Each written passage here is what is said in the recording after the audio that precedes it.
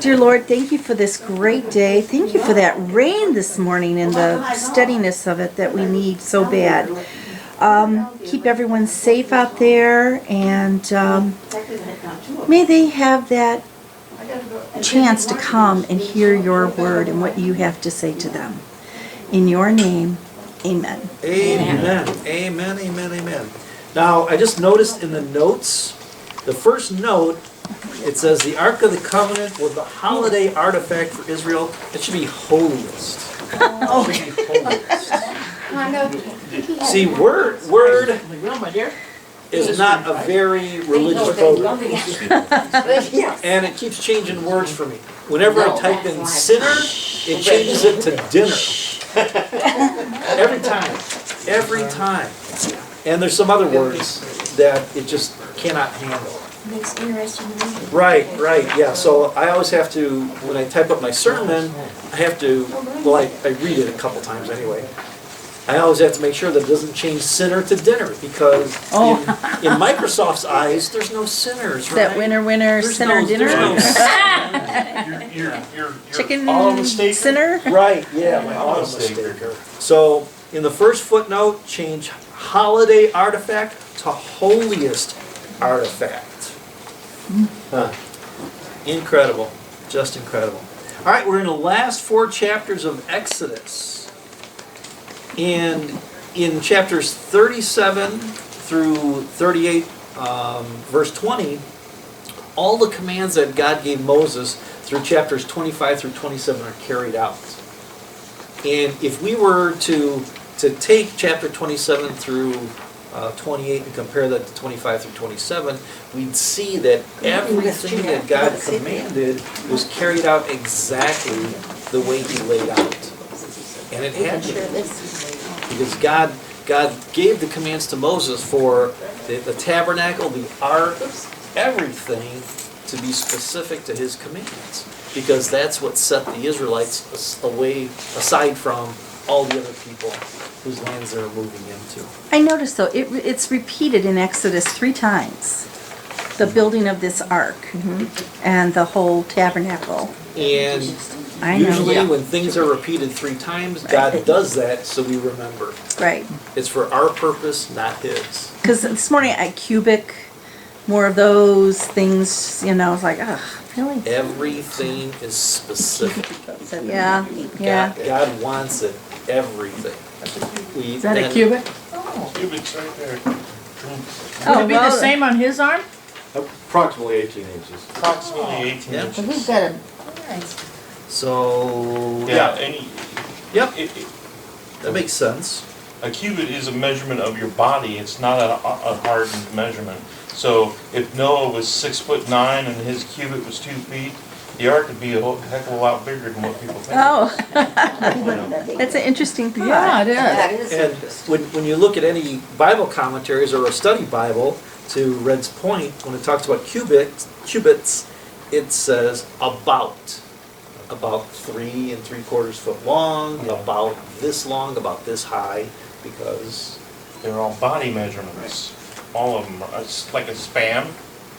That's a span. Yeah. Fingertip to fingertip, that's a span. And by So- your shoe size goes according to how many wheat grains I there got is. short arms, I got a short span. You But know, if they you- used to tell me years ago that your span would tell how tall you were going to be. Within a few inches. Well, if that's the case, I figured out I should have been a lot taller. It was that coffee that my grandpa gave me. stunted your growth. Yeah. But then if the Israelites, they couldn't have been very tall people back then, right? They I were mean, taller people. Well, they had giants too, so. You have to remember, these people are just a few generations from perfection. So they're much bigger, much stronger, much taller. That's why when you see in the fossil record, you see these human beings that are much taller, 7 foot tall, 7.5 foot tall, 8 foot tall. Those people this is all in North Africa and Southern Europe. And they're that tall because they're closer to perfection than we are. We've gone through generations of sin where they're just a few generations from perfection. So that's a different way of. I never looked at it that way. So why do you think that the Ark of the Covenant was the holiest artifact? Why was that the holiest artifact? Because God told him how to do it. God told them how to do it. Why else? It was Why their, else? their He- means but to he wrote- communicate to God the Father. And That's where God rested. God rested, and the Ten Commandments were in there also. Oh, God And, wrote the and as we'll find out today, that it was used on the Day of Atonement.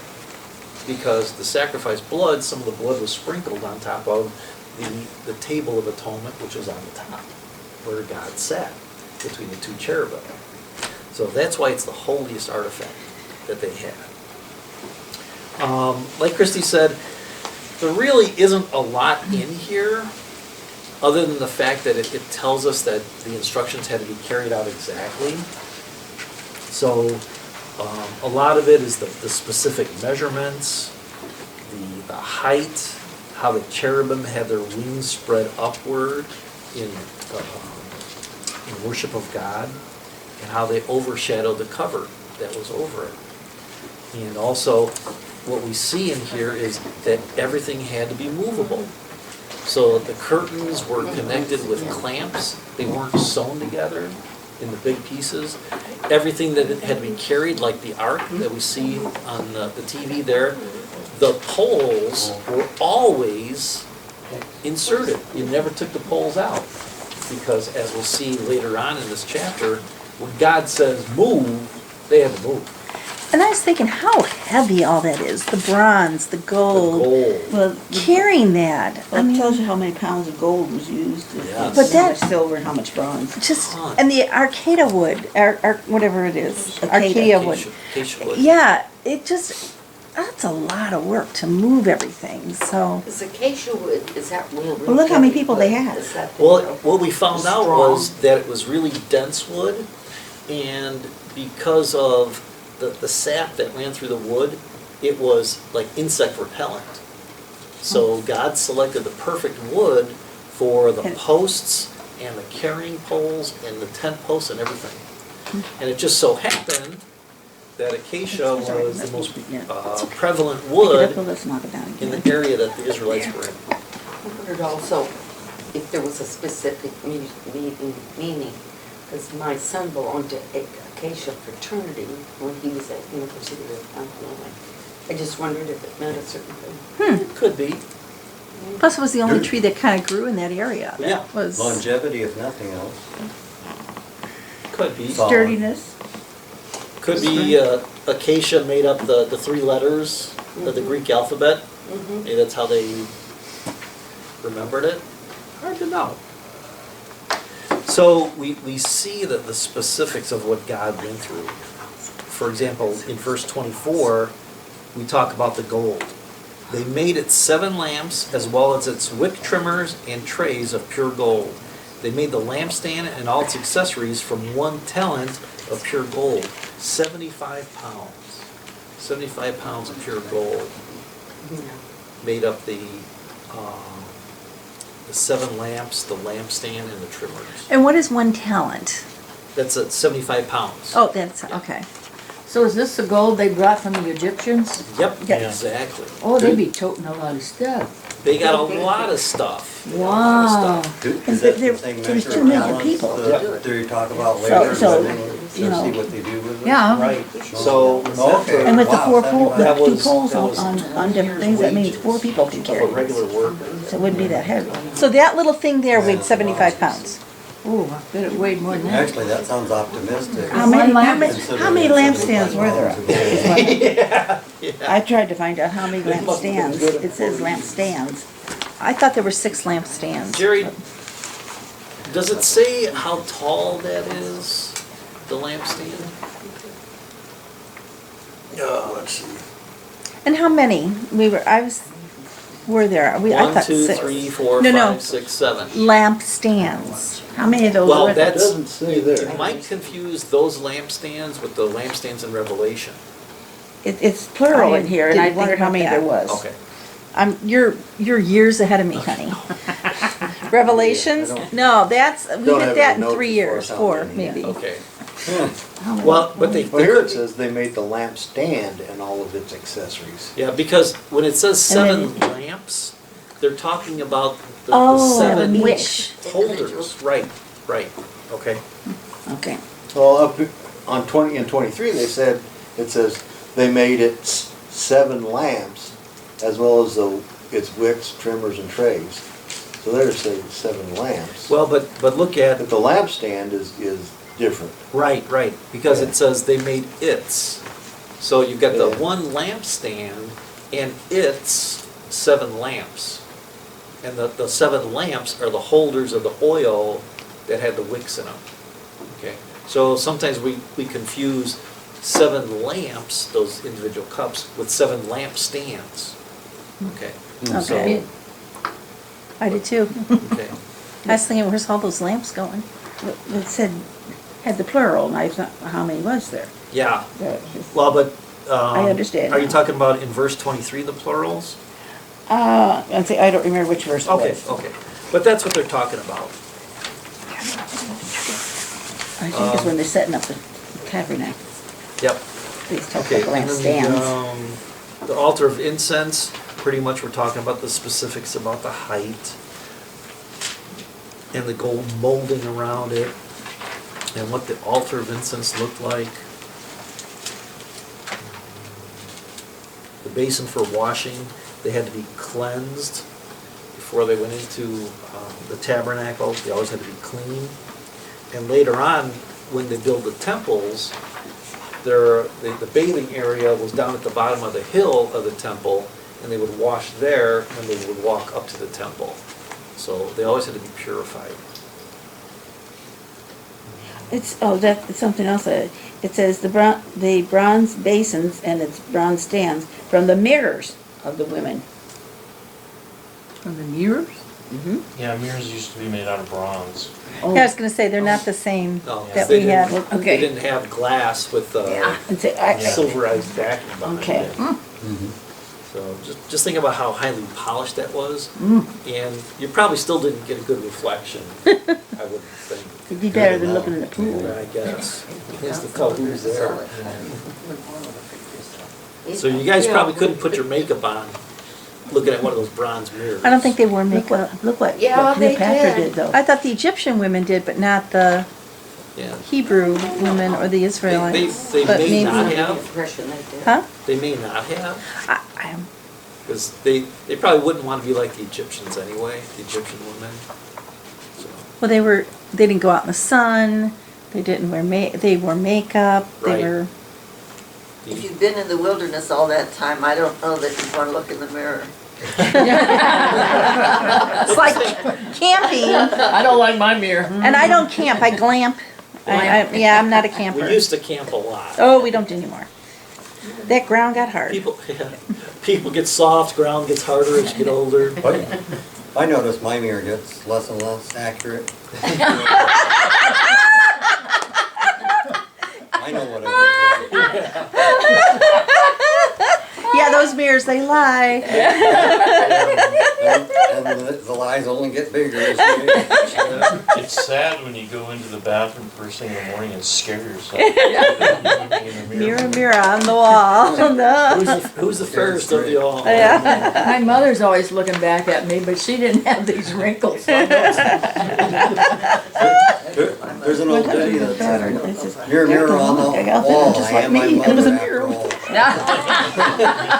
Yeah. Oh, wow. And anyway, She says that's a mirror. he's not ever going to hear that, did he? Oh, no. Nope. That's all the better I could see. So a lot of talk about how long it was in chapter 38, verse 9.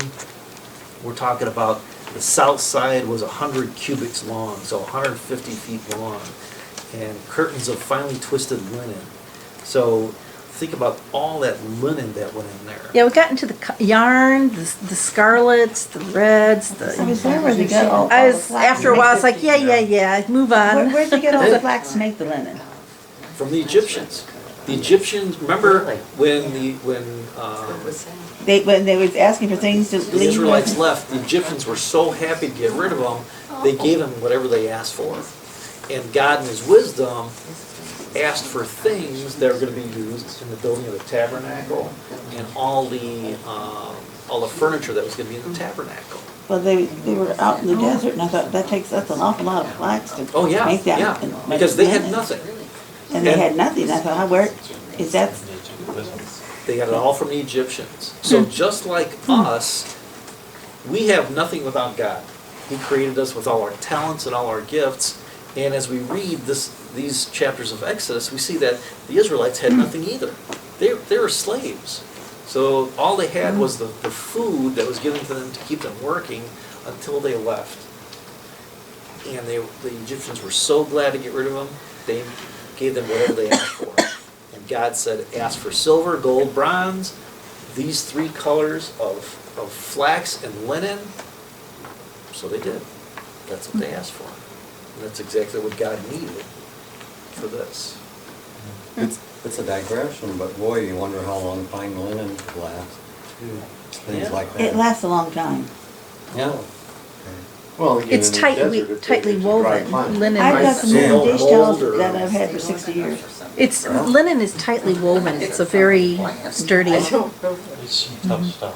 Mm-hmm. Their clothes never wore out, so Right. these other things probably wouldn't wear Yeah. out. God provided for them for everything. Mm-hmm. And the materials used, so we're starting in verse 21. So, and this also gives us a clear accounting of all the offerings. It gives us details of everything that was used, and this was probably one of the first evidences of church transparency. Whatever they took in was used for the church and for the priests and their materials. Because we see in verse 21, these are the amounts of the materials used for the tabernacle of the covenant law, which were recorded at Moses' command by the Levites under direction of Ithamar, son of Aaron, the priest. What's also interesting is that Ithamar, he was the youngest son of Aaron, and all this was entrusted to him. So he was like the overseer and the accountant for the building of the materials used here. The total amount of the gold from the wave offering used for all the work of the sanctuary was 29 talents and 730 shekels, according to the sanctuary shekel.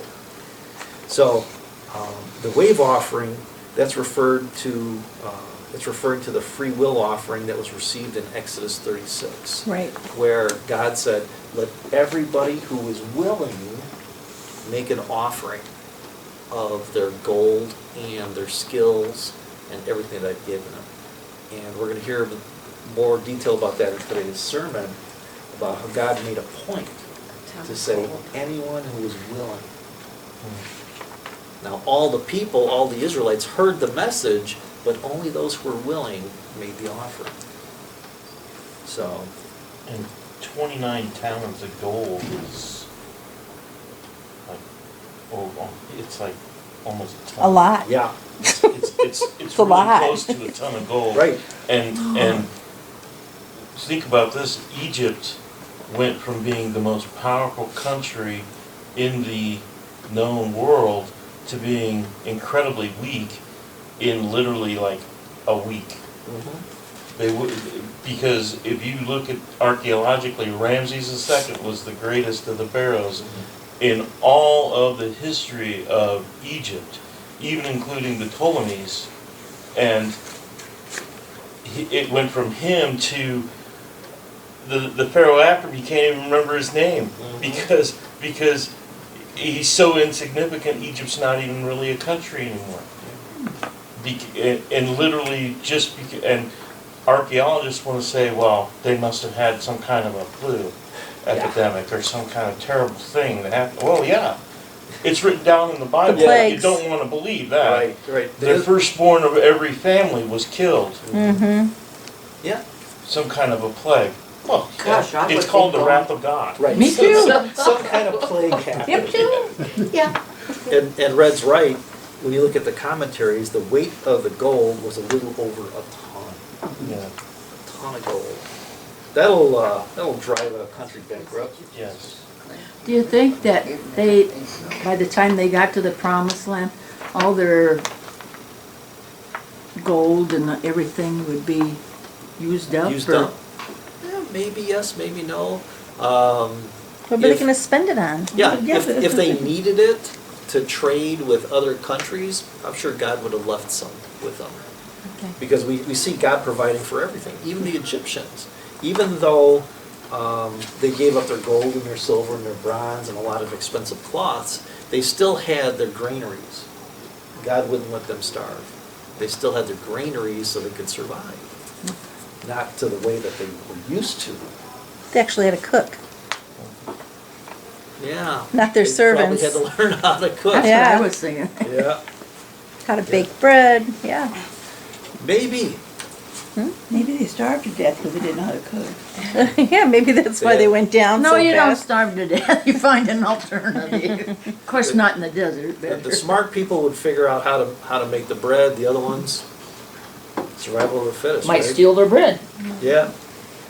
Okay, so in chapter 38, verse 25, the silver obtained from those of the community who were counted in the census. So we also had, in addition to the free will, we had the census tax, which was the head tax that we heard about in Exodus 30. As they were crossing, remember they took account of every member, and every member, no matter how rich they were or how poor they were, had to pay the same amount of tax. So that's the census that's referred to in verse 25. Was that over the age of 18? Was that what I read? It was over a certain age. 20, 20? Yeah, I heard Yeah. that. It was, yeah. and it talks about the census tax was 100 talents and 1,775 shekels, and that's, the 100 talents is 3 3/4 tons was taken in the census. And then the sanctuary shekels were about 44 pounds. 340 tons of silver. So these people still had stuff, even after they gave their portion to God. They still had. They And they still paid had. their census. Right, they still had things. Correct. As much as God wanted them to have, they had. So God never takes everything from us. Now, is that a 10% tithe? No, we'd have to look back at what the census was. But the tithe was usually for the maintenance of the temples or the tabernacle. And actually, it was more than a tenth. When you calculate the full tithe, even the 7-year tithe, it came out to be like 30%. Yeah.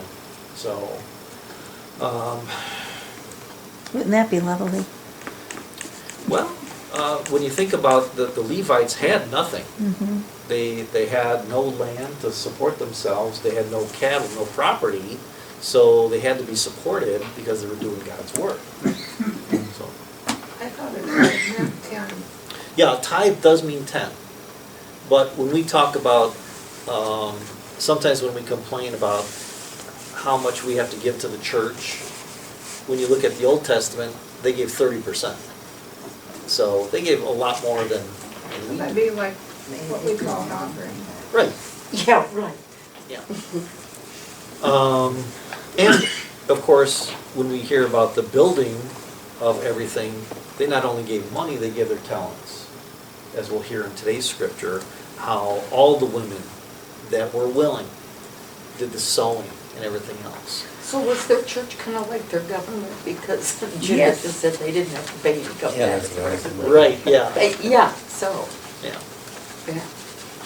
And the social and everything too. Yeah, that too, to take care of people.